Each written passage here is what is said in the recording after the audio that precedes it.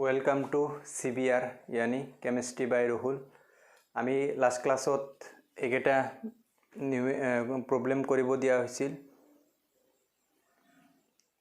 haloalkane যৌগৰ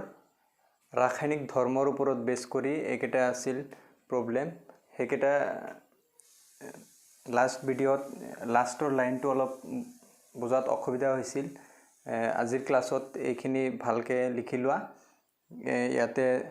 benzyl গ্ৰুপটো উঠা নাছিল আৰু Cl2 উঠা নাছিল ভিডিওটোত গতিকে এইখিনি আগৰ ক্লাসত কাৰেকচন কৰি লোৱা আৰু নহলে স্ক্ৰিনশট মাৰা হৈ যাব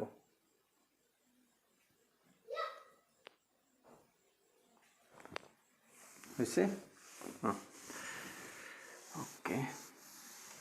আজি আমি নতুন এটা বিক্ৰিয়াৰ বিষয়ে পঢ়িম অৰ্থাৎ আমাৰ হেলোএল্কেন যৌগৰ তিনিটা ধৰ্ম আছিল ফাৰ্স্ট আছিল ধাতুৰ সৈতে বিক্ৰিয়া অপহৰণ বিক্ৰিয়া আৰু 3 নম্বৰটো হ'ব সি নম্বৰটো হ'ব নিউক্লিওফিলিয় প্ৰতিস্থাপন বিক্রিয়া নিউক্লিওফিলিয়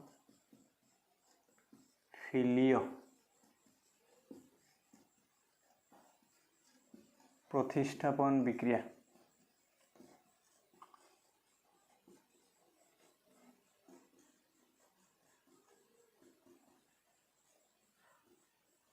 एटू इंग्रजी कोआ है न्यूक्लियोफिलिक सब्स्टिट्यूशन रिएक्शन न्यूक्लियोफिलिक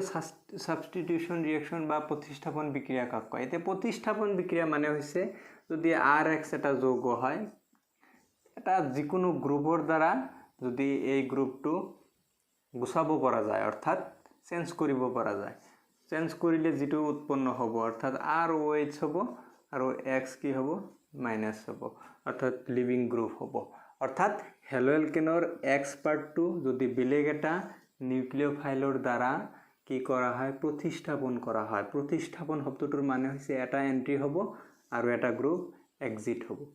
এইটো বিক্ৰিয়া কোৱা হয় প্ৰতিস্থাপন বিক্ৰিয়া এতে নিউক্লিওফিলিয় কিয় কৈছে নিউক্লিওফিলিয় মানে হৈছে যেটো গ্ৰুপ ইনকামিং হ'ব অৰ্থাৎ আহিব সেই গ্ৰুপটো কি হ'ব লাগিব নিউক্লিওফাইল হ'ব লাগিব আমি জানো নিউক্লিওফাইল হল ঋণাত্মক আধান বিশিষ্ট অৰ্থাৎ ইলেক্ট্ৰন চহকী কিছুমান পৰমাণু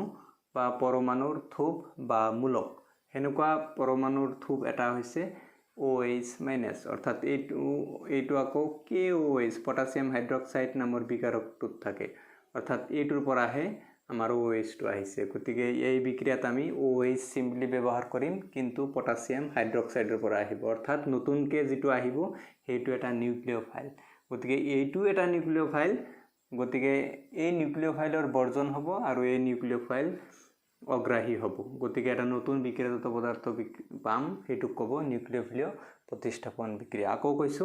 প্ৰতিস্থাপন বিক্ৰিয়া মানে হৈছে এটা গ্ৰুপ আহিব আনটো গ্ৰুপ গুচি যাব নিউক্লিওফিলিয় প্ৰতিস্থাপন বিক্ৰিয়া হল নিউক্লিওফাইলৰ দ্বাৰা যদি কোনো প্ৰতিস্থাপন বিক্ৰিয়া সংঘটিত হয় তেতিয়া তাক কোৱা হ'ব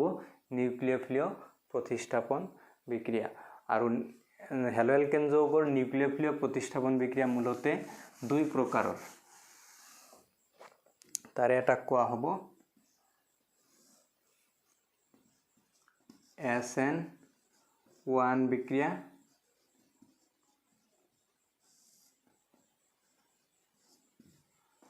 আৰু সেকেন্ডটো কোৱা হ'ব SN2 বিক্ৰিয়া এতিয়া প্ৰথমতে আলোচনা কৰিম SN1 বিক্ৰিয়া মানে কি আৰু SN1 বিক্ৰিয়াত কেনেকুৱা ধৰণৰ পৰিঘটনা পৰিলক্ষিত হয় গতিকে 1 বাই 1 আমি আলোচনা কৰিম এতিয়া SN1 বিক্ৰিয়াত প্ৰথমতে আমি SN1 ৰ ফুল ফৰ্ম হল এক আণবিক নিউক্লিওফিলিয় প্ৰতিস্থাপন বিক্ৰিয়া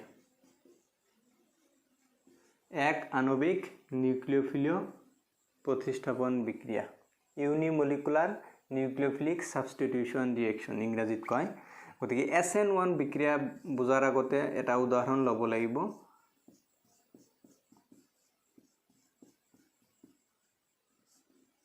এটা হেলোএল্কেন লৈছো আৰু নিউক্লিওফাইল লৈছো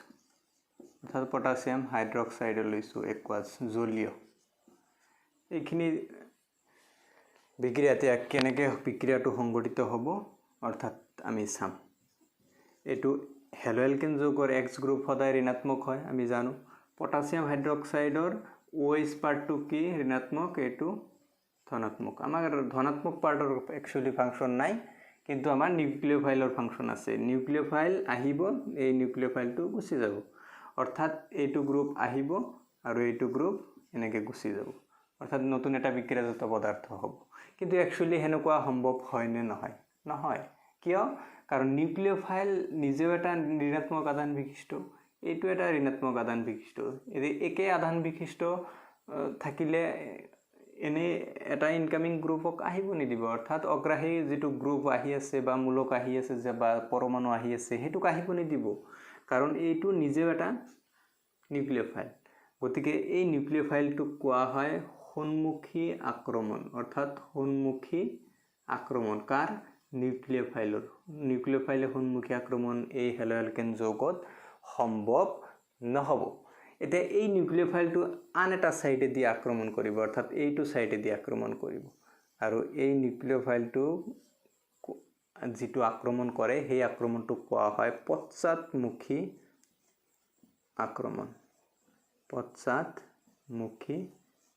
আক্ৰমণ অৰ্থাৎ এইটো কোৱা হয় back side attack of nucleophile এইটো কয় ফ্ৰন্টেল অ্যাটাক ইংৰাজীত গতিকে এইটো সাইডে দি আহিব এতিয়া এইটো সাইডে যেতিয়া আহিব এই তিনিটা মিথাইল মূলক এটা বাল্কি গ্ৰুপ হয় এটা ডাঙৰ এটা মূলক হয় এই মূলকটোৱে কি কৰিব এইটোক বাধা প্ৰদান কৰিব অৰ্থাৎ বাধা প্ৰদান কৰিলে কি হ'ব এই হেলো এলকেনটো এইটো সাইডে দিও আহিব নোৱাৰিব কিন্তু এই বিক্ৰিয়াত যি প্ৰডাক্ট হ'ব অৰ্থাৎ বিক্ৰিয়াজাত পদাৰ্থ হ'ব সেই প্ৰডাক্টটো যদি আমি লিখো এনেকুৱা হ'ব এনেকুৱা ধৰণৰ দুটা প্ৰডাক্ট হ'ব এইটো প্লাস এইটো দুটা বিক্ৰিয়াজাত পদাৰ্থ আমি পৰিলক্ষিত কৰিম আৰু এই দুটা পদাৰ্থক একেলগে কোৱা হয় ৰেচিমিয় মিশ্ৰ পদাৰ্থ এতিয়া সন্মুখী আক্ৰমণ সম্ভৱ নহয় পশ্চাদমুখী আক্ৰমণ সম্ভৱ নহয় কিন্তু এনেকুৱা ধৰণৰ দুটা বিক্ৰিয়াজাত পদাৰ্থ কেনেকৈ সম্ভৱ অৰ্থাৎ এই কথাখিনিৰ কাৰণে আমি কি কৰিব লাগিব এই বিক্ৰিয়াটোৰ আমি কাৰ্যনীতি বুজি পাব লাগিব অৰ্থাৎ মেকানিজম বুজি পাব লাগিব গতি মেকানিজম বুজোৱা হওক আমি এতিয়া SN1 বিক্ৰিয়াৰ কাৰ্যনীতি আলোচনা কৰিম আৰু এনেকুৱা ৰেচিমিয়ত অৰ্থাৎ দুটা বিক্ৰিয়াজাত পদাৰ্থ কেনেকৈ সংগঠিত হল সেই বিষয়ে আলোচনা কৰিম নেক্সট সাপোজ এই হেলো এলকেন যৌগটো লৈছো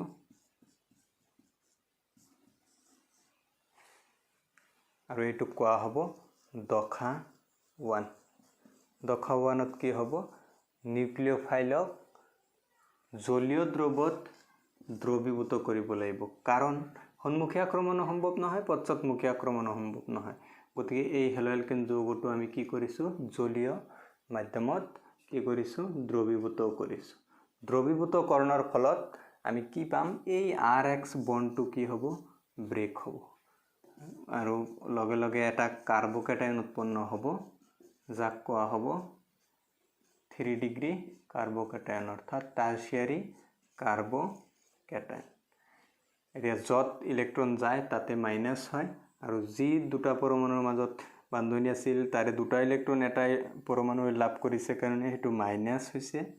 আৰু জৰ পৰা গৈছে অৰ্থাৎ কমিছে ইলেক্ট্ৰন তাতে কি হৈছে প্লাস হৈছে এটোৰ নাম 3 ডিগ্ৰী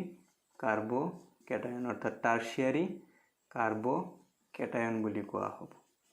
এই 3 ডিগ্ৰী কাৰ্বকেটায়নক দশা 2ত আমি আলোচনা কৰিম দশা 2 এই 3 ডিগ্ৰী কাৰ্বকেটায়নটো লৈ আহিছো CH3 প্লাস CH3 এই কাৰ্বকেটায়নটোক যেহেতু এটা যোজতা খালি হৈছে আমি এই যোজতাটো খালি হোৱাৰ কাৰণে নিউক্লিওফাইলে এতিয়া অ্যাটাক কৰিব পাৰিব এটুক যদি আমি সন্মুখী আক্ৰমণ কও মানে সন্মুখৰ ফালৰ পৰা আহিব আৰু এটুক যদি পশ্চাদমুখী আক্ৰমণ বা ব্যাক সাইড অ্যাটাক বুলি কোৱা হয় সন্মুখৰ পৰা আহিলে ইয়াতে আহিব ব্যাক সাইডৰ পৰা যদি দেখুৱাইছো এনেকৈ আহিব এনেকুৱা দুটা ধৰণৰ কাৰ্ড চিহ্ন হ'ব এতিয়া সন্মুখত আহিলে কি হ'ব এই CH3 CCH3 ৰ সন্মুখত আহিব OH এইটো সাইডত আৰু ব্যাক সাইড যদি এটাক হয় তেতিয়া হলে OH টো কি হ'ব লেফট সাইডত আহিব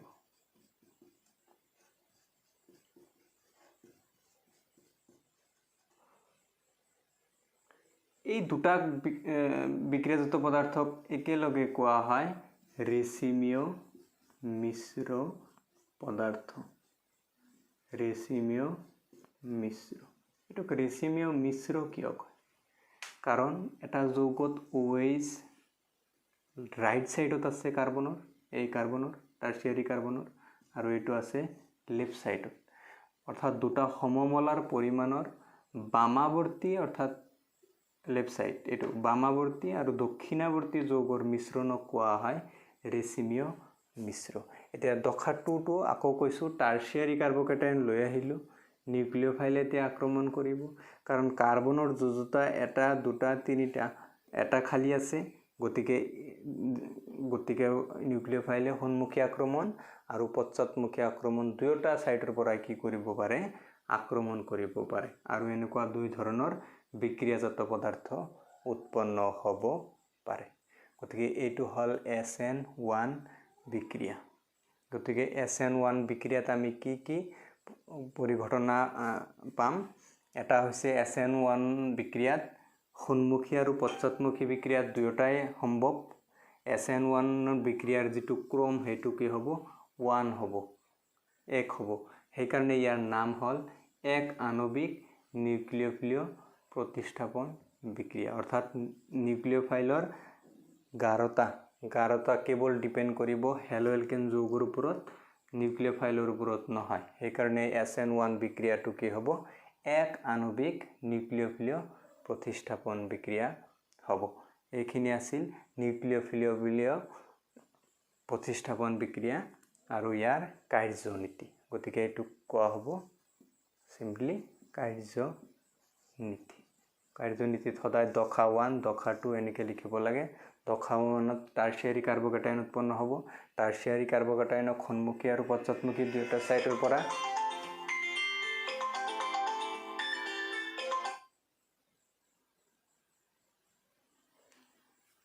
সন্মুখী আৰু পশ্চাদমুখী দুটা সাইডৰ পৰা কি হ'ব বিক্ৰিয়াজাত পদাৰ্থ উৎপন্ন কৰিব গতিকে নেক্সট ক্লাছত আমি SN2 ৰ বিষয়ে আলোচনা কৰিম ধন্যবাদ আৰু ভিডিও বিলাক যিমান পাৰে শেয়াৰ কৰিব আৰু